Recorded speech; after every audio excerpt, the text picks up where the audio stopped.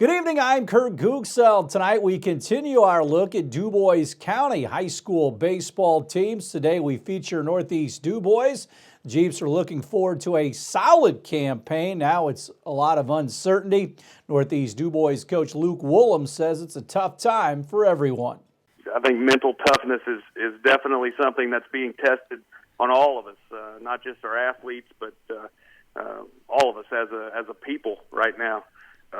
This is, uncharted waters, and so we really have to find the strength just to get through day by day. And it seems like a kick in the gut every time they extend extend these deadlines or whatever you want to call them. And it just requires something that most of us have never had to deal with before. When you looked at starting this baseball season back in the winter or earlier, when the turn of the new year started, what were you looking forward to the most with this team? I know you thought you'd have a pretty nice team. Well, yeah, we really paid our dues last year, not having any seniors, and people have heard me talk about that before, but we really went through some stuff last year and put in some work and took our lumps. All kind of investing in what we were going to have this year, and to not be able to see the fruit of those labors is, it hurts a little bit, and it's hard on some of these guys. You got seniors wondering if they're ever going to get to play the game of baseball again. We've got Reese obviously is looking to go to Wabash College, and he's got baseball in his future. But for a couple of the other guys, who's to say? And so that's extra hard for those guys. And it's a lot of people say, well, it's just sports, and this kind of puts it all in perspective, and that's true, it is. But your sports are your life. You don't live to work. You live for these extracurriculars and these hobbies, and this is where you really get enjoyment out of life.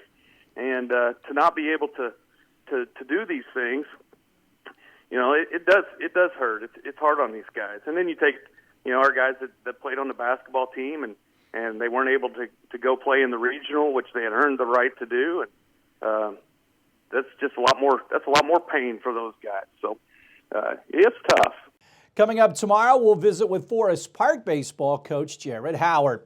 The Frontier League, which includes the Evansville Otters, announced Wednesday it is delaying the scheduled May 14th start of the 2020 season because of the coronavirus pandemic.